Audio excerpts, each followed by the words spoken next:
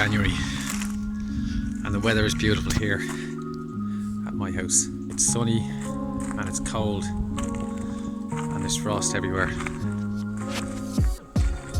In the shaded areas anyway. Yesterday morning we woke up to a covering of snow, probably about an inch, not much more.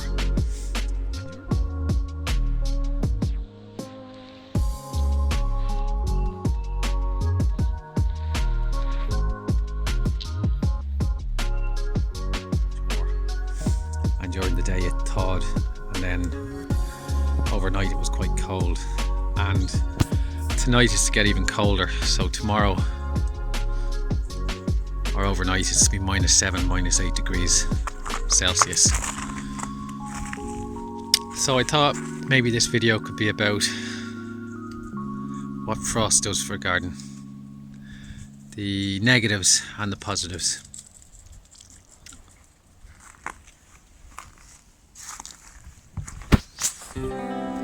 This little pond is completely frozen and the fish will be okay underneath this. They'll be swimming around. There's enough oxygen in the water. It's gone that cold now that the fish will be in kind of semi-hibernation. I stopped feeding the fish about a month and a half ago, and I won't feed them again now till probably about March, or if it gets mild in February I might feed them then. But until then I'll leave them to just their metabolism slowed down, and they will be eating bits and pieces of things, plant material that are in the pond. So this is not the first frost that we had here. We had frost here a few weeks ago, and after the frost some of the dahlias had to be lifted and the canna lilies, and we cut back things that had kind of died back. And that's what frost does, it essentially kills off the growth of some of the kind of more tender growth that has happened during the year. The dahlias will go black after the first couple of frosts, and the reason for that is because they've got a high content of soft tissue and water in the leaves, and water will just wait for the geese to stop. Leaves that have a high content of water in them, when it gets frosty, the cells expand and it ruptures the cells, so the growth in that plant is destroyed, or the cell structure is destroyed, so it just goes brown and dies back. And some other plants such as these daffodils will have no problems with that, and some of the evergreen plants and shrubs in a garden, they'll have no problem with that either. This heuchera, which is a mostly evergreen or semi-evergreen perennial, has a substance in it similar to that of antifreeze or coolant, which is what you use in your car engine to stop the liquid cooling of your engine from freezing. And that's not good, obviously, for an engine. It would rupture the pipes. And the same thing happens here with the leaves of plants that are say hello, Tony. Say hello.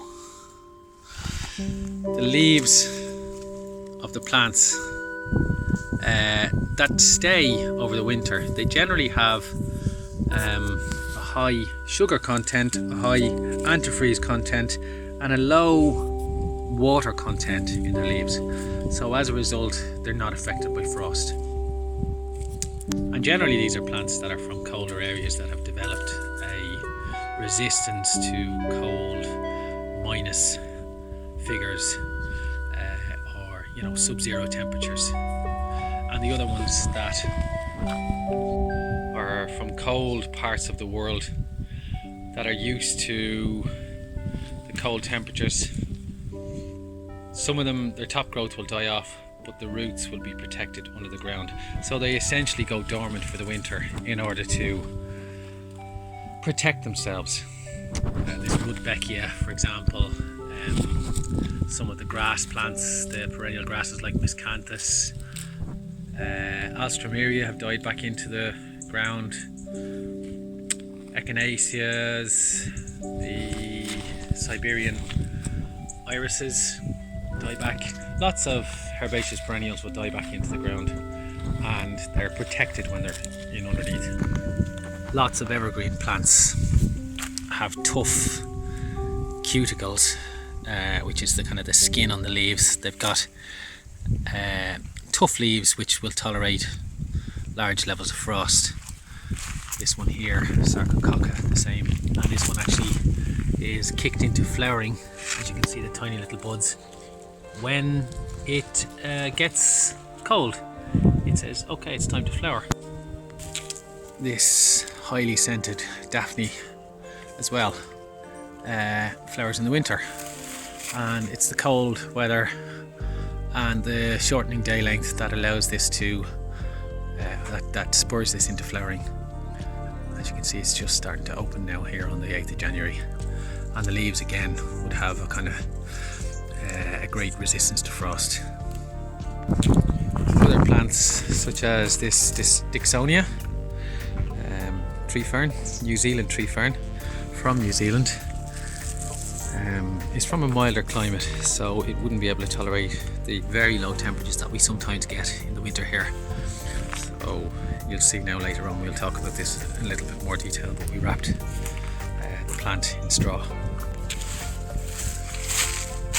Some plants such as this Japanese maple drop their leaves in the winter. Lots of deciduous plants, including this very large ash tree, they will drop their leaves in the winter because the leaves can't tolerate the cold weather. So if they drop their leaves onto the ground around the base of the plant and the leaves rot down, they can essentially recover all of that nutrition in around the roots in the form of a leaf mold, organic matter that drops all of the goodness back into the ground. That was a song thrush just going by. This is a Helleborus orientalis, so an oriental hellebore, and they do fantastic in our garden here. As you can see, beautiful flower. We looked at some of them in the other video, and what we do is we remove some of the older leaves and to show off the flowers, and also to remove the blighted, diseased leaves. During the summer, you couldn't see that white chair in the background during the summer. This is a wet bed, and it has Rheum palmatum, which is an ornamental rhubarb. It has goat's beard aruncus. It has lots of hostas and the Dixonia and irises and regersia, and they die totally back in the winter. So the roots are protected below the ground, and the top growth dies off and puts nutrients back into the ground. The vegetable garden benefits hugely from frost. For example, the parsnips, they are below the ground now, and the cold weather and the freezing of the ground turns the carbohydrates into sugars. So when I dig up one of these parsnips to eat, it will be sweeter than maybe 2 weeks ago as a result of the frost. Brussels sprouts would be the same, that they're always better after some frost. The fruit bushes fruit more freely and fruit better as a result of the cold period that they get. This apple tree, which is James Grieve, all apple trees will benefit hugely from having cold temperatures over the winter, and they will fruit much better in the spring. This one is due for pruning now, and some of you, we've talked with you before about pruning these back. I will prune these back to about 3 buds here of the new growth. From here to the top is 1 year's growth, and all that needs to be pruned back in the winter. And then I'll also try and thin it out and remove some of the fruiting spurs to get better fruit. soil too in a vegetable garden, if it's dug before the frost or before the winter, the ground such as where these potatoes were, if there are clods of soil such as this, the frost in wet soil will heave and rupture the structure of the clod, and it will turn the soil into a nice fluffy texture, essentially doing the job that you would have to do yourself. So it's cultivating and breaking up the soil, which you would have had to do, which means that in the spring it's much easier to create a seed bed for your new seeds in the spring. This is a New Zealand tree fern, Dicksonia antarctica. This one over here, you would have seen me in an earlier video back in, I think, October or November. I moved this tree fern a little bit. It was here and I moved it inwards, and I did mention at the time that I would wrap the tree fern before the frost came, along with this one. So we wrapped them in straw. Let's have a closer look.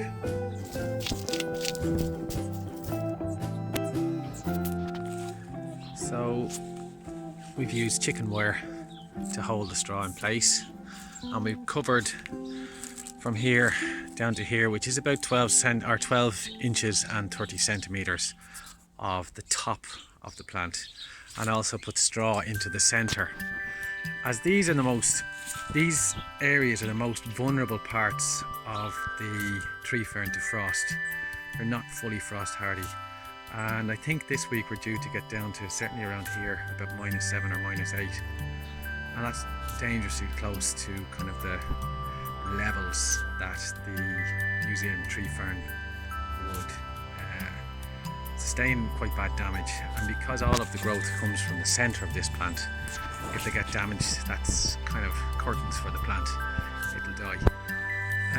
On a mild winter, these beautiful fronds stay year after year, but in a cold winter these will go brown and die, a little bit like most other ferns.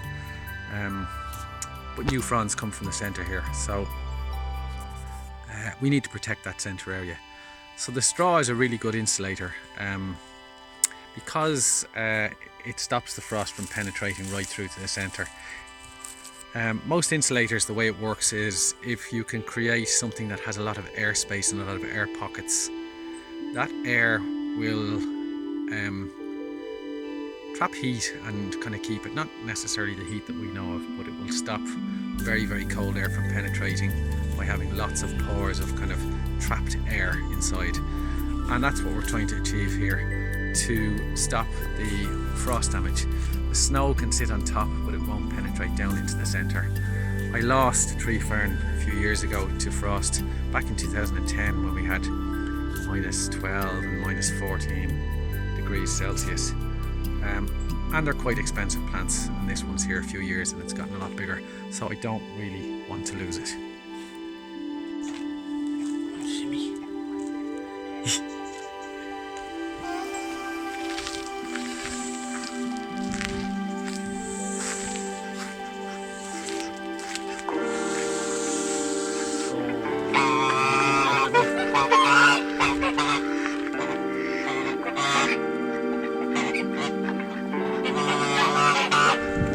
Don't give out.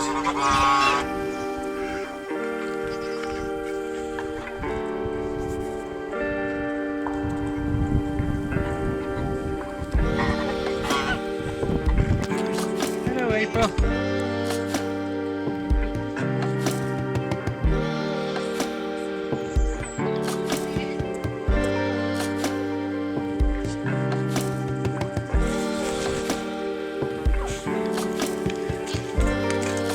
Pips.